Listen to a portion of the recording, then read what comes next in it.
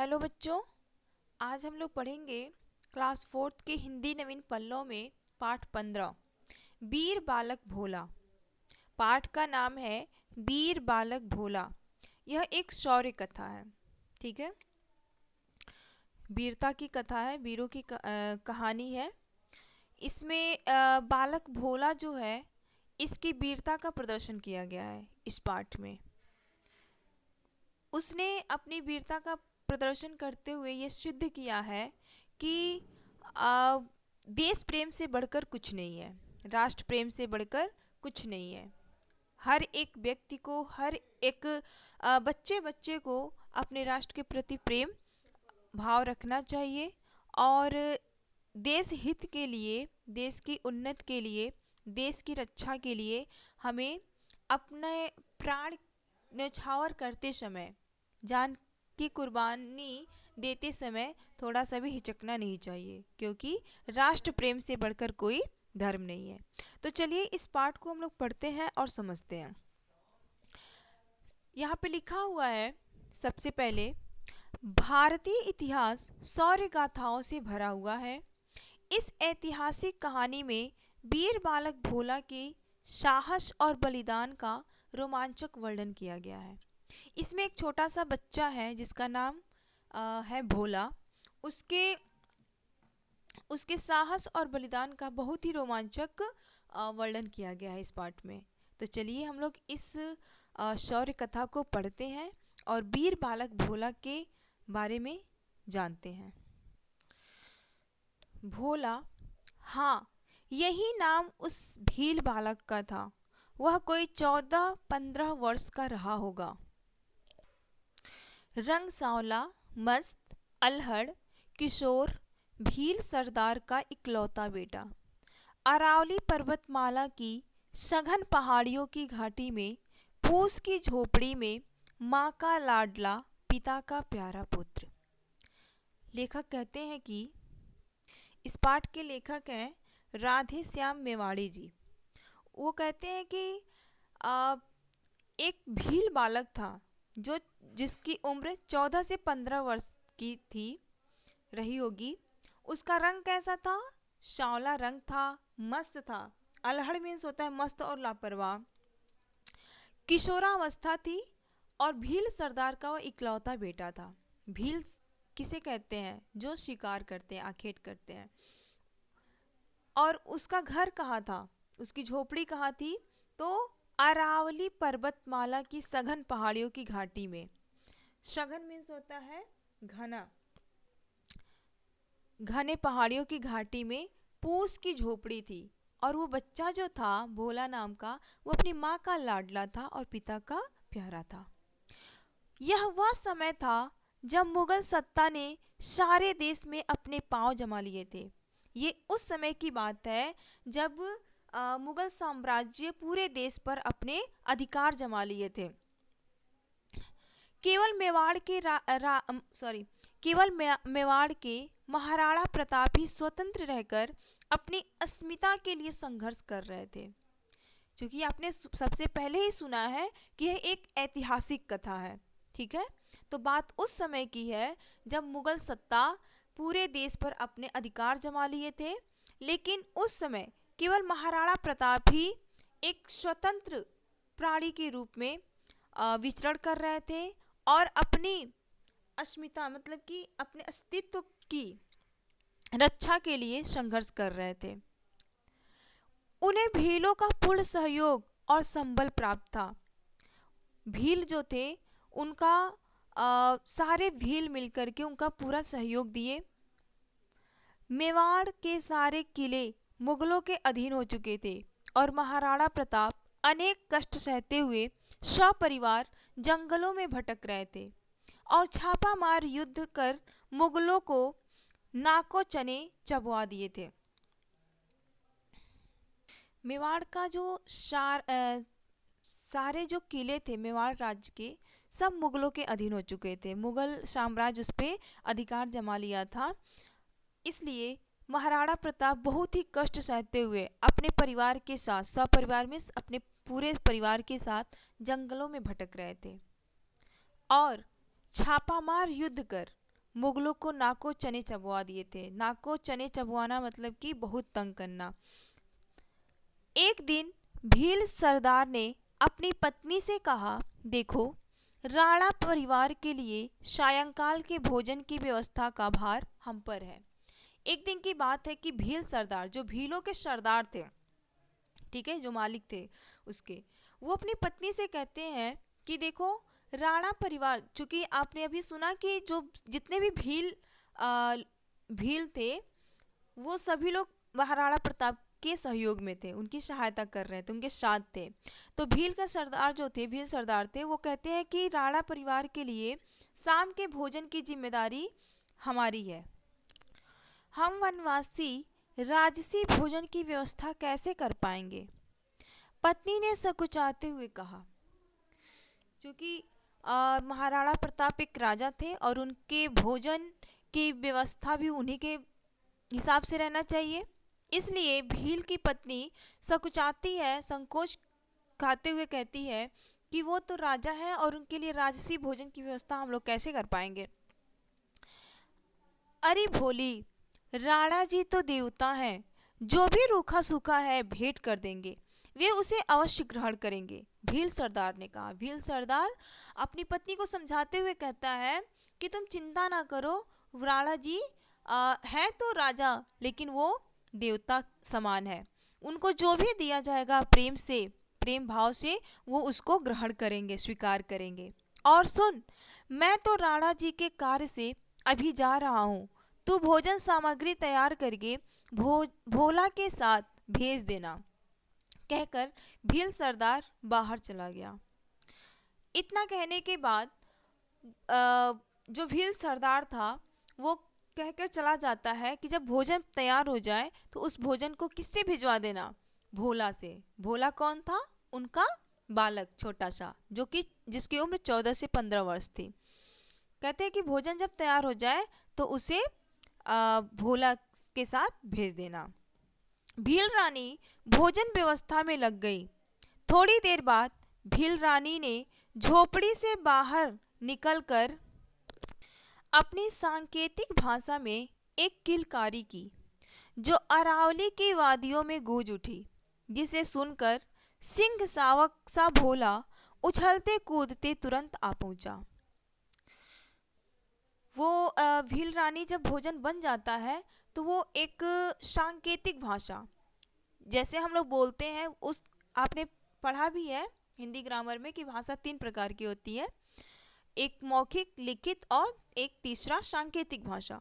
तो उसी सांकेतिक भाषा का प्रयोग करते हुए उन्होंने अरावली की वादियों में गूंज उठाई, जिसे सुन करके भोला उछलते कूदते आ जाता है अपनी माँ के पास। आते ही माँ से पूछा, क्या बात है माँ? बेटे सुन, मेरी बात ध्यान से, माँ ने कहा। बेटा पूछता है कि क्या बात है, आपने मुझे क्यों आवाज़ लगाई? तो माँ कहती है कि तुम मेरी बात को ध्यान से सुनो, जो मैं कहने जा रही हूँ। क्या कहती है माँ? देख बेटा, आज तुझे राणा परिवार के लिए भोजन सामग्री लेकर राणा जी की गुफा तक पहुँचाना है, उसने कहा। किसने कहा? माँ ने कहा अपने बेटे से कि बेटा, आज जो मैंने भोजन बनाया है उस भोजन को तुम्हें राणा परिवार के पास, महाराणा प्रताप जी के पास पहुंचाना है। वो कहाँ है? गुफा के अंदर। तो तुम्हें गुफा तक भोजन सामग्री को पहुंचाना है। क्या मैं जाऊंगा? भोला ने खुशी से उछलकर कहा। भोला को तो मानो क्या मिल गया, वो खुशी से झूम उठता है जब इतना सुनता है कि भोजन आज मुझे लेके जाना है। वो खुश हो जाता है। हाँ, तेरे पिताजी बाहर गए हैं और तुझे ही वह कठिन कार्य करना है, माँ ने कहा। माँ कहती है कि बेटा, तुम्हारे पिताजी किसी काम से बाहर गए हैं, इसलिए जो कठिन काम है उसे तुम्हें ही करना पड़ेगा। भोला का अंग अंग फड़क उठा। भोला का जो ये बातें सुन करके भोला बहुत ही खुश होता है, रोम रोम खुल जाता है उसका, उसकी बाहें खिल उठी। राणा जी के दर्शन करने, उनके चरण स्पर्श करने, रानी माँ का आशीर्वाद लेने और हम उम्र अमर सिंह से मिलने की बरसों पुरानी साथ पूरी होने जा रही थी। भोला तो बहुत टाइम से आ, इस आस में बैठा था कि कब महाराणा प्रताप जी के पास वो जाए, कब उनका दर्शन कर पाए, कब उनका चरण स्पर्श कर पाए और अपने उसके उम्र के जो अमर सिंह हैं, राणा प्रताप के बेटे, उनसे मिलने की इच्छा थी उसके अंदर। तब जैसे ही उसकी माँ ने उसे आज्ञा दी कि भोजन तुम्हें लेके जाना है राणा प्रताप के पास, तो बहुत ही खुशी से झूम उठता है, जैसे मानो कि उसकी वर्षों पुरानी साध पूरी हो गई हो। वह प्रफुल्लित था। प्रफुल्लित मीन्स होता है प्रसन्न। माँ ने कई महत्वपूर्ण हिदायतों के साथ भोला को भोजन सामग्री की पोटली पकड़ाई। हिदायतों मीन्स होता है आदेश, क्योंकि वो जानती थी कि जिस रास्ते पे मैं अपने पुत्र को भेज रही हूँ वो बहुत ही कठिन रास्ता है। इसलिए भोजन की पोटली, भोजन सामग्री की पोटली पकड़ाते हुए वो बहुत सारे हिदायतें देती है। क्या समझाती हैं? माँ बार बार समझाती रही, देखो किसी अनजान या मुगल की निगाह तुम पर ना पड़े, पूर्ण गोपनीयता बरतते हुए जाना, आदि आदि। कि हिदायतों में बहुत सारी बातें समझाते हुए कहती हैं कि बेटा देखो, तुम जा तो रहे हो लेकिन ऐसे जाना कि किसी मुगल की निगाह तुम पर ना पड़े, किसी अनजान व्यक्ति की तुम्हारे ऊपर निगाह ना पड़े, नज़र ना पड़े, कोई देख ना ले कि तुम कहाँ जा रहे हो, किस उद्देश्य से जा रहे हो। इसलिए ये सारी चीज़ों का ध्यान दे करके तुम जाना।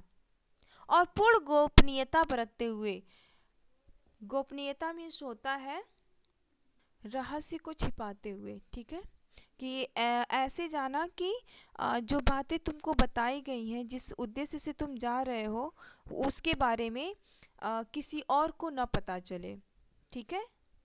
जो जानकारी तुम्हें पता है वो कोई और ना जान पाए। इस तरह की बहुत सारी बातें समझाते हुए वो अपने बेटे को भेजती हैं। पर भोला को भान कहाँ था? पर भोला को क्या खबर था? वह तो अपने ही विचारों में मग्न था, वह तो अपने ही विचारों में मग्न था। वो तो जो कल्पना थी उसके मन में, जो क्या कहते हैं, जो ख्वाहिश थी, जो बरसों की तमन्ना थी, जब उसको पूरा होते हुए देख रहा था तो उसी ख्यालों में खोया हुआ था। उसको अपनी माँ की बातें नहीं याद रही, बस एक बात याद थी, राणा परिवार के लिए भोजन पहुंचाना। बस उसको यही याद था कि मैं राणा प्रताप को भोजन सामग्री लेकर जा रहा हूँ और उनको देना है, उन तक पहुँचाना है।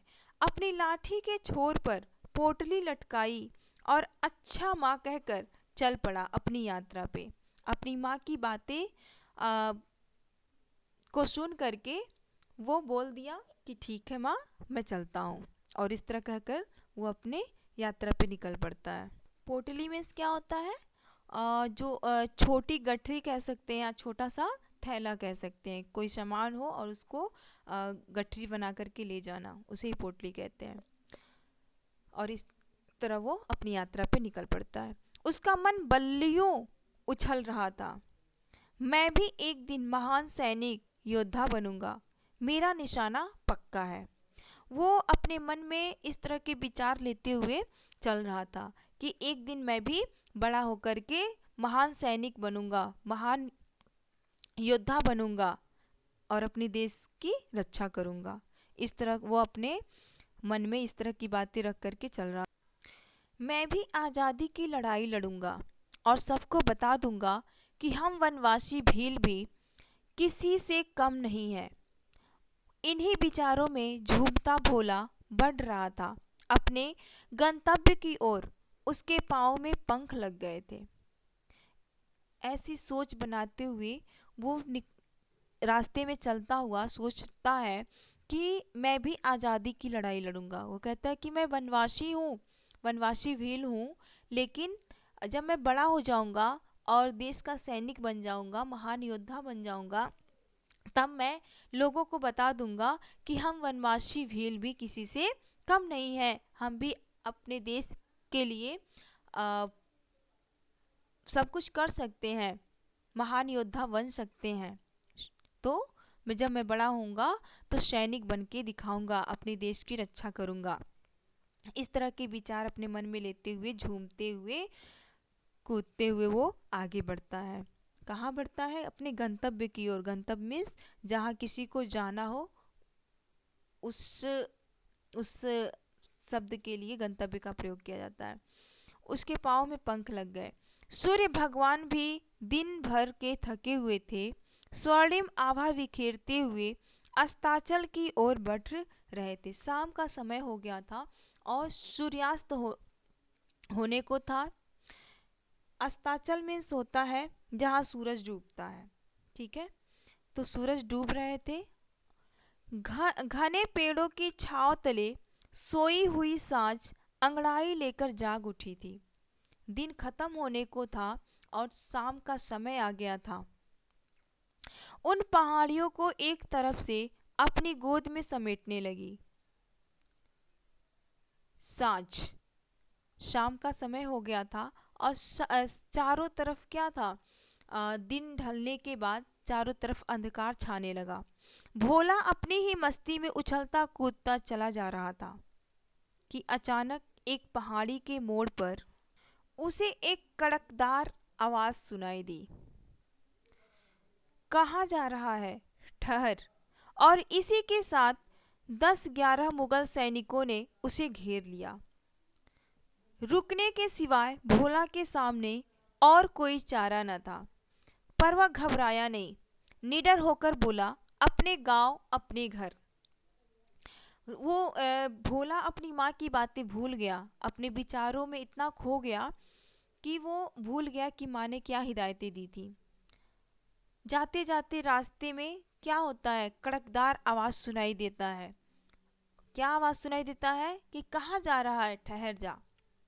और इसी के साथ 10-11 मुगल सैनिक उसे घेर लेते हैं और उससे पूछताछ करने लगते हैं कि तुम कहाँ जा रहे हो। लेकिन छोटा सा बच्चा, नन्हा सा 14-15 साल का बच्चा, इतने सारे सैनिकों को, दुश्मन को देख करके भी वो घबराता नहीं है और गर्व से बोलता है कि मैं अपने गांव जा रहा हूँ, अपने घर जा रहा हूँ। 2 सैनिकों ने आगे बढ़कर उसे पकड़ लिया। उसमें से 2 सैनिक आगे बढ़ते हैं और उसको पकड़ लेते हैं। सैनिक सरदार ने दूसरा प्रश्न किया, इस पोटली में क्या है? पहले तो उसे पूछा गया कि तुम कहाँ जा रहे हो, और दूसरा प्रश्न था कि तुमने जो ये पोटली ली है, जो गठरी ली है, उसमें क्या है, उसके अंदर क्या है? भोजन सामग्री, भोला ने उत्तर दिया। भोला बड़े ही डट करके बोलता है कि इसमें भोजन सामग्री है। कौन है तू और इसे कहाँ ले जा रहा है? सरदार ने फिर पूछा। सरदार फिर पूछता है कि ये भोजन तुम किसके लिए ले जा रहे हो और तुम कौन हो, मुझे बताओ। भोला चुप। भोला बिल्कुल से चुप हो जाता है, कुछ नहीं बोलता। सरदार ने फिर कहा, देख, अगर तू हमें राणा का पता बता दे तो हम तुझे ढेर सारी स्वर्ण मुद्राएं देंगे। साथ ही स्वर्ण मुद्रा दिखाते हुए कहा, ऐसी। छोटा सा बच्चा था, उसको लालच देते हुए सैनिक कहते हैं कि अगर तुम मुझे महाराणा प्रताप का पता बता देगा तो मैं तुमको बहुत सारे सोने के आभूषण देंगे। मुझे मालूम नहीं, अगर मुझे मालूम होता तो भी तुम्हें नहीं बताता। इतना कुछ सामने होते हुए फिर भी वो बच्चा डरता नहीं है। बहुत ही हिम्मत के साथ, साहस के साथ वो जवाब देता है कि मुझे मालूम नहीं कि राणा प्रताप कहाँ है, और अगर मुझे पता भी होता तो मैं तुमको बताता नहीं। इतनी हिम्मत कैसे आ सकती है किसी के अंदर? वो जानता है कि ये जो सैनिक है वो मुझे मार सकते हैं, लेकिन फिर भी वो झूठ नहीं बोलता है और सच नहीं बताता है। भोला ने क्रोध से कहा, भोला बहुत ही गुस्से में आके कहा कि अगर मुझे पता भी होता तो भी मैं तुमको पता नहीं बताता।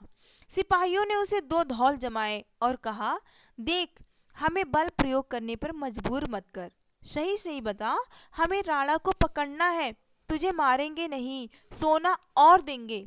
सरदार ने लालच देते हुए कहा। सरदार सोचता है कि छोटा बच्चा है, इसको बहुत कई बार बोलने पे, लुभावना देने पे, लालच देने पे ये मान जाएगा और इस तरह और सारे स्वर्ण मुद्राओं को दिखाते हुए कहता है कि तुम सही सही बता दो, हमको राणा को पकड़ना है। अगर तुम बता दोगे तो हम तुमको और सारा सोने आभूषण देंगे, बहुत सारी चीजें देंगे, तुमको मारेंगे नहीं। थूकता हूँ तुम्हारे इस सोने पर। और भोला ने सचमुच उस मुगल सरदार पर थूक दिया।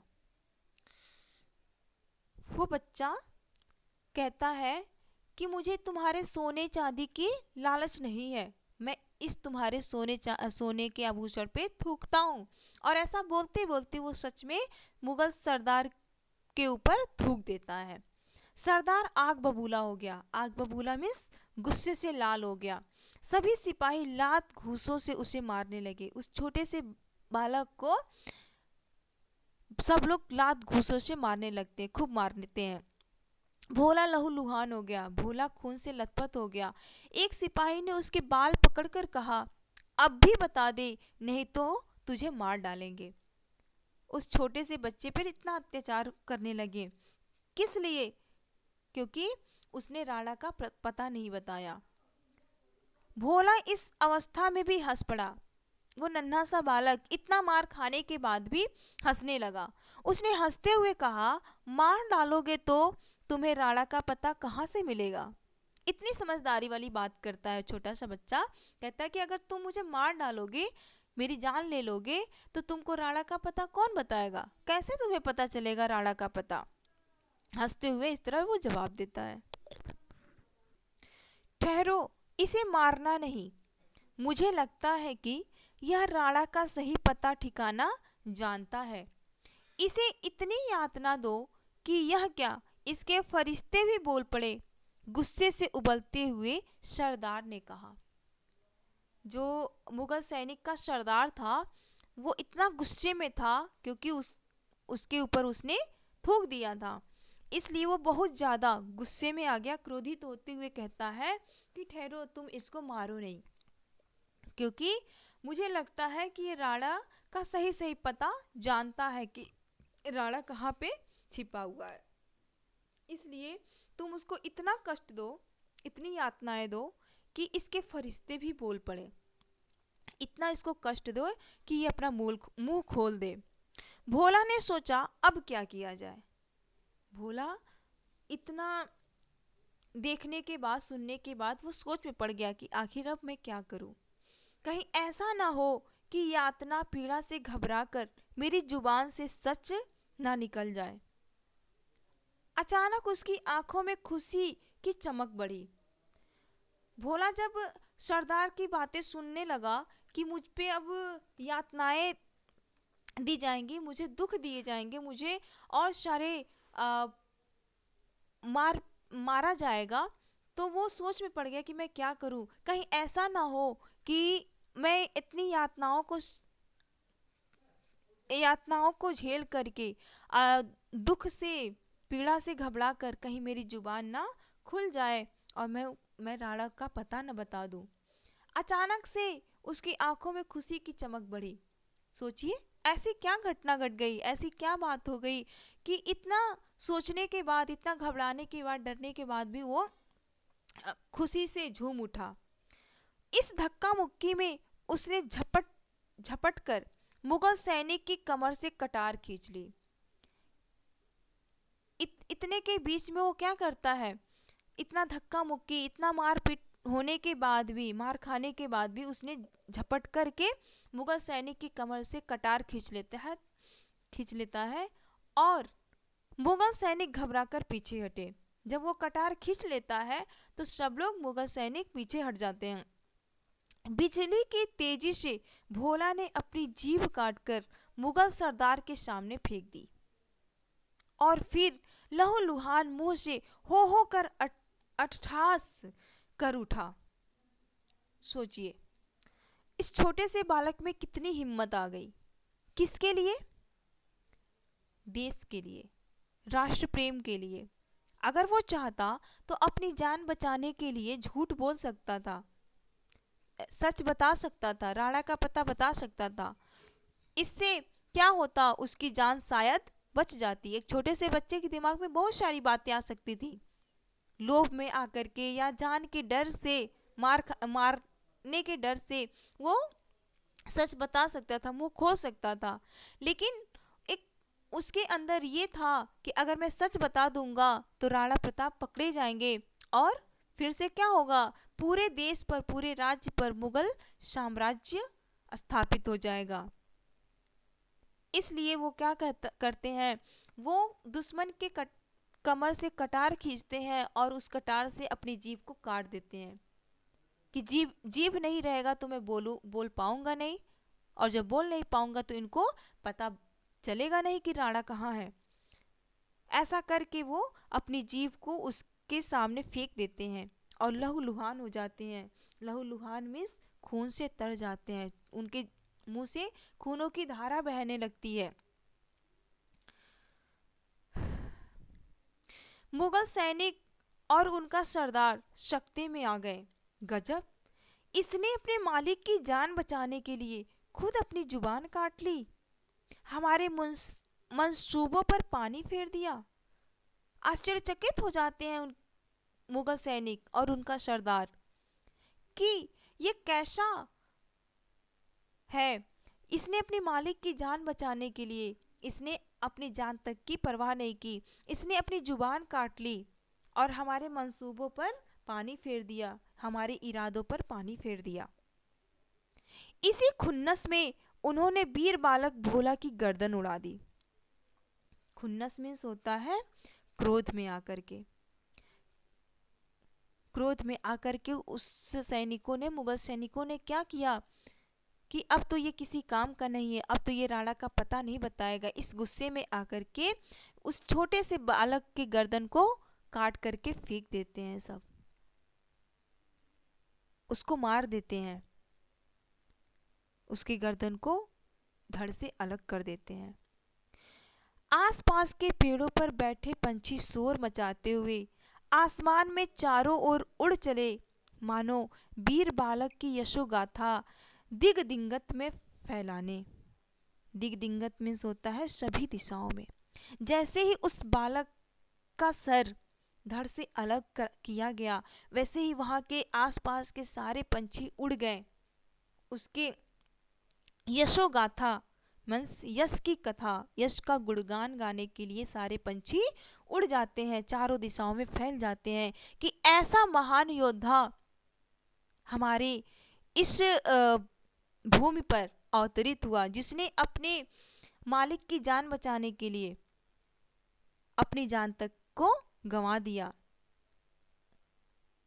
मालिक की जान क्या कह सकते हैं, वो अपने देश की रक्षा के लिए, अपने राष्ट्र हित के लिए अपनी जान तक को गंवा देता है, उसी मिट्टी में अपनी जान को न्यौछावर कर देता है, समर्पित कर देता है अपने देश के लिए। इसका जीवन मूल्य है, राष्ट्र प्रेम से बड़ा कोई धर्म नहीं होता। वास्तव में राष्ट्र प्रेम से बड़ा कोई धर्म नहीं है। सब लोग अपने धर्म को बड़ा मानते हैं, लेकिन सबसे बड़ा धर्म क्या है? राष्ट्र प्रेम। हम सब भारत के रहने वाले हैं, चाहे हिंदू हो, मुस्लिम हो, सिख, ईसाई, किसी भी धर्म के लोग हो, लेकिन रहते तो भारत देश में हैं। इसलिए अपने देश की रक्षा सबसे ऊपर होनी चाहिए। अपने देश की आन शान हर एक चीज़ अपने देश के लिए सबसे ऊपर होना चाहिए, और हर प्रकार से हमें ये अपने देश को आगे बढ़ाने के लिए, उन्नति के रास्ते पे ले जाने के लिए हमेशा तैयार रहना चाहिए, तत्पर रहना चाहिए। हमें अपने देश को आगे बढ़ाने के लिए हर संभव प्रयत्न करना चाहिए। इसलिए राष्ट्र प्रेम हमारे अंदर बढ़ता रहे, एक दूसरे के प्रति प्रेम भाव रहे, हम सब लोग एक दूसरे के साथ मिलजुल कर रहे, ऐसी भावना हमारे अंदर होनी चाहिए। तो यह जो शौर्य कथा है बहुत ही प्रेरणादायक कथा है। इसको हम लोग पढ़ करके समझ बहुत ही अच्छी सीख ले सकते हैं, जिसको हमारे जीवन में बहुत ही उपयोगी है। ठीक है, तो आज आप लोग इस स्टोरी को पढ़िए, समझिए और विचार कीजिए कि इस कहानी से हमें क्या क्या सीख मिली है। ओके, नेक्स्ट वीडियो में हम लोग इसके exercise word meaning question answer को कंप्लीट करेंगे। ठीक है, तो आज के लिए बस इतना ही। Thank you.